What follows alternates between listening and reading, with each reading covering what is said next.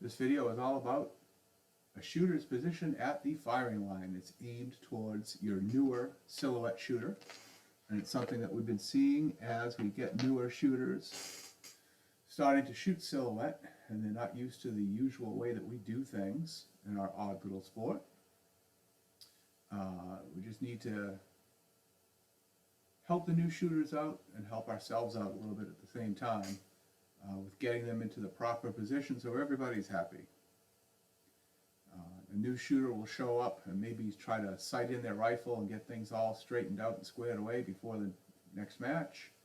And you'll see in my little $2 animation here, that's our nice bank of chickens in our fire line, and new shooter sets up a little bit off to one side, thinking they're doing the right thing, thinking they're doing great, but not being square is not a good setup.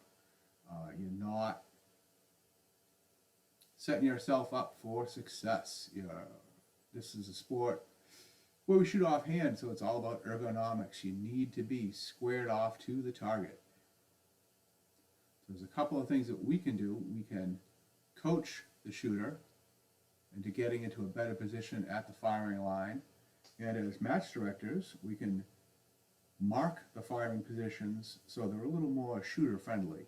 You can see in my second animation here that I have it clearly marked banks 1 and bank 2, and as we back out to the firing line, you'll see the firing line is also marked off as bank 1, bank 2, to remove any confusion, hopefully reduce the incidence of a crossfire, firing on somebody else's bank. Now, Mr. or Mrs. Shooter is squared off to the targets. They're all in a lot better position right here to have a better day. Basically, a nice square shooter. Square shooter's a happy shooter. They're now in a better position to actually hit some targets, hopefully have less frustration, and be back again. It's just that simple. Now go practice.